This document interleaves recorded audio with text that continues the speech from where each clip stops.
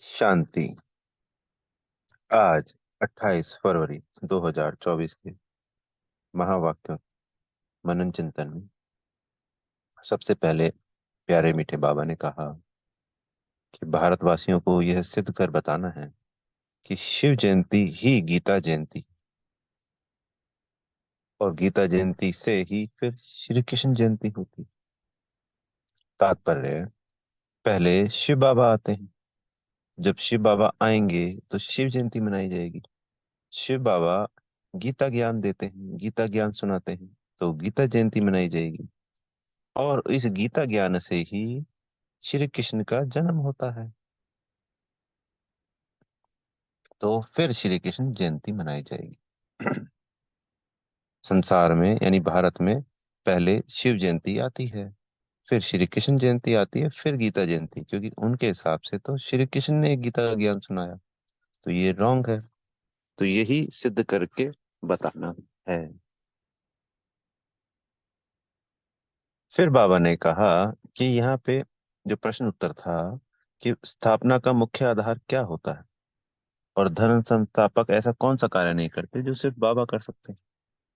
तो इसमें जो मुख्य बात आती है धर्म स्थापन करने के लिए, वो है पवित्रता। पवित्रता की शक्ति से ही धर्म की स्थापना होती है। जब भी धर्म स्थापक आए तो वो सतोगुणी संपूर्ण सतो प्रधान आत्माएं थीं, जिन्होंने दूसरे तन का आधार लिया, जिनको जैसे क्राइस्ट को जानते हैं, तो क्राइस्ट ने जो शरीरधारी आत्मा थी उसने नहीं धर्म स्थापन किया।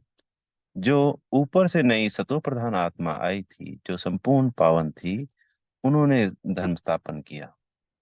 ऐसे ही गौतम बुद्ध, जिस शरीर को हम देखते हैं, उसने धर्म स्थापन नहीं किया। उसके अंदर जो आत्मा परम धाम से संपूर्ण सतो प्रधान आत्मा आई, उस पवित्र आत्मा ने उस धर्म की स्थापना की। तो इस पवित्रता के आधार से सभी धर्मों की स्थापना होती है। फिर बाबा ने कहा कि ऐसा कौन सा कार्य है जो वो नहीं कर पाते हैं और बाबा करते हैं। तो पतितों को पावन बनाना। तो वो कब आते हैं? द्वापर में आते हैं। तो अभी तो सबको उस वक्त भी पतित होते हैं और उसके आगे भी पतित बनना ही होता है। और वो क्षमता उनकी, वो कार्य है भी नहीं, वो एक परमात्मा का ही कार्य है। तो शिव बाबा ही हमें पुरुषोत्तम संगम युग पर पतित से पावन बनाते हैं। यहाँ तक कि वो जो धर्म स्थापक आए थे वो भी पतित बन चुके हैं, उनको भी पावन शिव बाबा ही बनाते हैं। तो इस बेहद की सभी आत्माएं, लगभग इस वक्त 8 अरब, उन सभी आत्माओं को पावन बनाने वाला एक बाबा है। ये कार्य वो धर्म स्थापक कर ही नहीं सकते।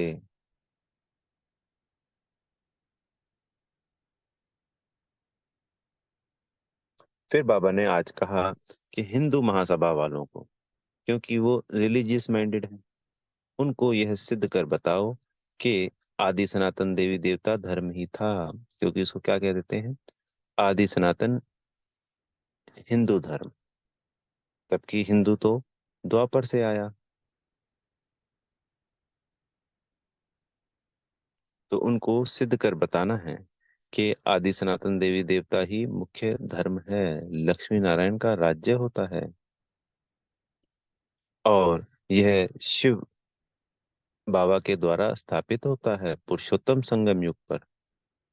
शिव बाबा आते हैं और गीता ज्ञान देकर हम आत्माओं को पतित से पावन बनाते हैं। शूद्र से ब्राह्मण, ब्राह्मण सो फरिश्ता सो देवता बनाते हैं।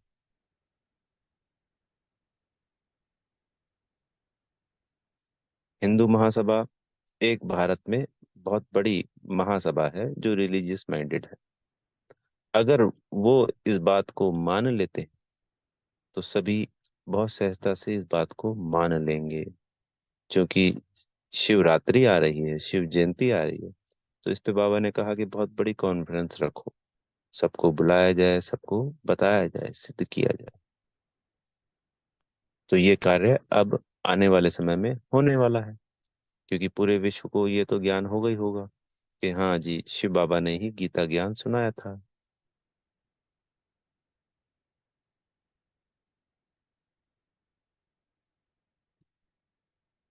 और उनके द्वारा ही इस आदि सनातन देवी देवता धर्म की स्थापना हुई थी। वही निराकार परमपिता परमात्मा है, सबका बाबा है।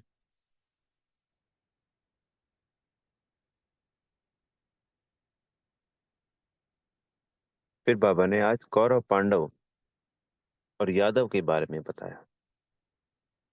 तो यादव कौन है? जो यूरोप वासी हैं, जिनके मूसल निकले पेट से शराब पी। तो बुद्धि रूपी पेट, जो पेट है यहाँ पे, वो बुद्धि को कहा गया है। तो उनके बुद्धि रूपी पेट से मूसल यानी मिसाइलें बनी। उन्होंने अपनी बुद्धि से मिसाइलें बनाई, अपने ही कुल का विनाश किया। तो वो, उनका कुल कहाँ पे हो गया? पूरा यूरोप, सब कुछ। तीसरे विश्व युद्ध में, चाहे वो बौद्धी हैं, चाहे वो क्रिश्चियन है, चाहे इस्लाम धर्म है, इन मिसाइलों के द्वारा ही, परमाणु बम के द्वारा ही विनाश होता है। एक भारत बच जाता है। तो वो यादवों ने अपने ही कुल का विनाश किया। भारत में है जो बाबा की श्रीमत को मानते हैं, बाबा को पहचान लेते हैं, वो है पांडव। और जो विपरीत बुद्धि है वो है कौरव। तो यहाँ पे आपस में बाबा कहते हैं ना, गृह युद्ध होगा। तो हम पांडवों का नहीं होगा, उनका भी वो आपस में ही होगा। हम पांडव तो बाबा की छत्र छाया में सेफ रहेंगे।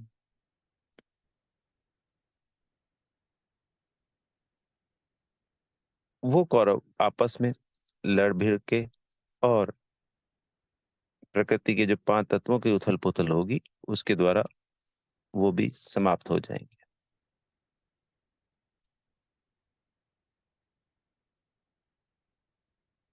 अंत में विजय किसकी हुई? पांडवों की, जिन्होंने गीता ज्ञान सुना, गीता ज्ञान को फॉलो किया, और वही मनुष्य से देवता बने। उन्हीं को विश्व की राजाई मिली।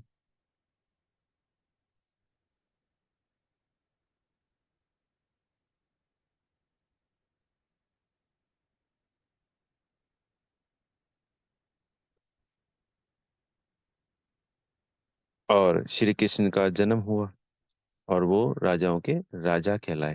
क्योंकि द्वापर और कलयुग के सभी राजा किस राजा को, यानी जो श्री कृष्ण राजा हैं सतयुग के, उनकी पूजा करते हैं, उनको याद करते हैं।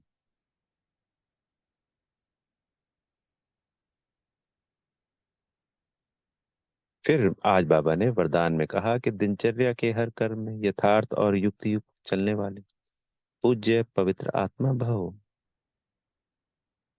तो बाबा ने आज उनकी निशानी बताई, जो पूज्य पवित्र आत्मा होती है, कि उसका हर संकल्प, क्योंकि पहले, सबसे पहले संकल्प क्रिएट होता है, फिर वह बोल में आता है, फिर वह कर्म में आता है। तो वो बाबा ने कहा वो युक्ति युक्त होगा।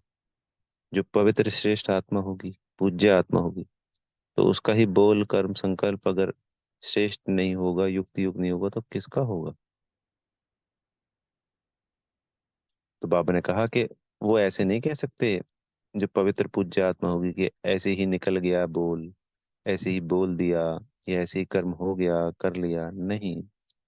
पवित्र आत्मा की दिनचर्या, हर कर्म, हर बात, हर चीज युक्ति युक्त होती है। जब इस पुरुषोत्तम संगम युग पे सब उनका युक्ति युक्त है, पूज्य आत्माओं का, तो द्वापर और कलयुग में उनके हर कर्म की पूजा होती है। उठने से लेकर सोने तक भिन्न भिन्न कर्म के दर्शन होते हैं। जैसे सुना होगा आप सबने, बिहारी जी के मंदिर में पर्दा लगा देते हैं कि अब बिहारी जी दातुन कर रहे हैं, अब स्नान कर रहे हैं, फिर उसके बाद फिर भोग ले रहे हैं, अब सोने जा रहे हैं। तो ये क्या हुआ? जो कर्म पुरुषोत्तम संगम युग पर बाबा के बच्चों ने युक्ति युक्त तरीके से किए, पवित्र आत्माओं ने, उनके हर कर्म की पूजा द्वापर और कलयुग में हो रही है। तो हमारा इस वक्त हर संकल्प, बोल और कर्म युक्त युक्त ही होना चाहिए। फिर सूर्यवंशी बनने के लिए बाबा ने कहा कि सदा विजयी। सूर्यवंशी क्या होते हैं? सदा विजयी। अगर कभी हार कभी जीत होती है तो फिर क्या कहलाते हैं? चंद्रवंशी। तो सूर्यवंशी की सदा एक रस स्थिति और सदा विजयी होते हैं, उन्हीं को सिर्फ सूर्यवंशी कहा जाएगा। अच्छा। ओम शांति। बेहद का शुक्रिया प्यारे मीठे बाप दादाजी का।